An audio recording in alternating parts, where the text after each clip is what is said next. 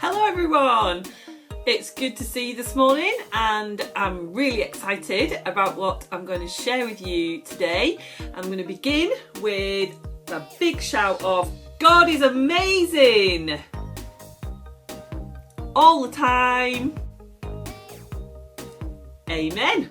And I chose to shout God is amazing this morning because the story I'm going to share could only be true, only be done by an amazing God.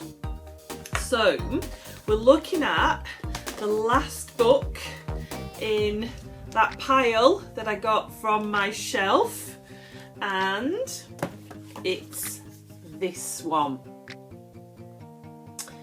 Jesus and the Hungry Crowd. I think that you can probably guess what the story is going to be because it's a story that you'll have no doubt heard lots of times before.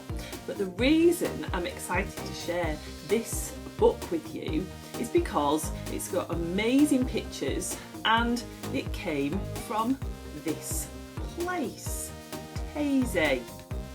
It was a gift to me from a friend who visited Taizé. I've never been, so I'm not exactly sure what it's like, but I know it's a place where Christian people gather from all around the world and spend time with God, praying. I think there's lots of candles and there's lots of singing, chanting, and perhaps you could have a search on YouTube and find some Taizé music because it's a particular style and it's very quiet and repetitive, and there are some monks, some brothers who set up this community in Taizé in France. So see if you can find that on a map. And that's where this book came from, and it reminds us of the big worldwide Christian family that we are a part of. And this book reminds us even more of that because the illustrations are in the style of Ethiopian artwork. Now, Ethiopia is in Africa, so have a look at that one on the map as well. So we really are travelling this morning. So inspired by the art of Christians of Ethiopia. And then it's on sale in France, in Taizé, an international place where Christians gather. So you can see, hopefully, these lovely pictures that are just really quite unusual. So Jesus and his disciples had been really busy, and Jesus said, let's go to a quiet place. And they got in a boat and they travelled to the other side of Lake Galilee. But when they got there were crowds of people. They'd heard that Jesus was on this boat on his way across the lake. And all these people, they wanted to hear Jesus teaching, they wanted Jesus to heal them, they just wanted to meet this amazing man that they'd heard so much about. So Jesus took compassion on them.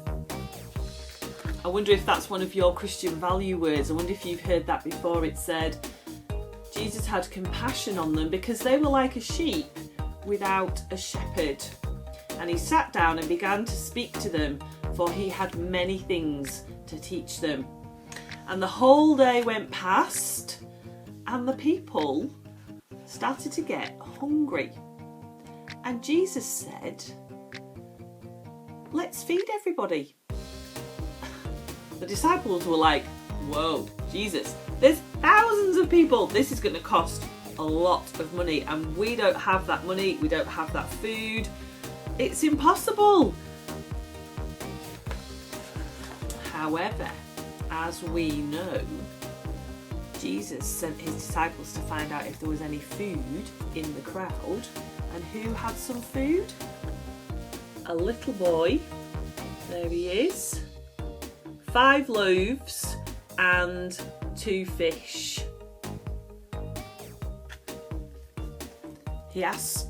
Jesus asked the disciples to get everybody to sit down on the ground in groups.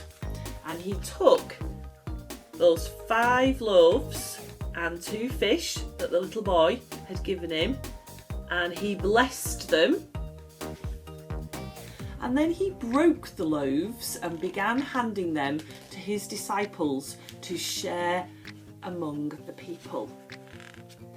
And they shared the fish and the bread among all the people, and everybody had more than enough to eat. So what the disciples said was impossible, Jesus made possible. He took that bread and that fish and he multiplied it. He blessed it, and the generosity of God just was shared amongst everybody. And it says at the end they collected 12 baskets, scraps of bread and pieces of fish left over, and more than, what's the number? 5,000 people had eaten. And there's the last picture there at the end of the day with all the baskets with the leftover. There was more than enough. So generous is God that he doesn't just give us enough, he gives us more than enough, and that's amazing. I thought for our prayers this morning, you could have a go at drawing 5,000 people. Well, maybe not quite 5,000, but quite a few. And if you just draw a little face for every person you know, and as you draw that little face, I'll add a few more on here.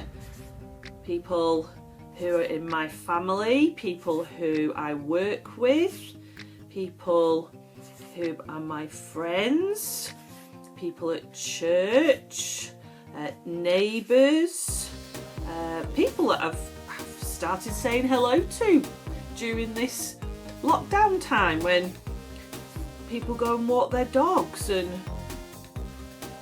let's do a few more. Perhaps the man at the garage. I use the same garage all the time, and the same corner shop, so I could put, and I don't know those people very well, but I do want to pray for them and ask God to bless them in the way that he blessed those more than 5,000 people when he fed them. So as you draw all your little faces of all the people that you want to ask God to generously bless with his love and goodness today. And then when you've finished drawing as many little faces as you possibly can think of, you can write a big Amen. So I hope you've enjoyed looking at that book with me, because I just think it is a rather special book. And remember today that you are part of a big worldwide Christian family, and we have a God who is amazing. Bye for now, see you soon.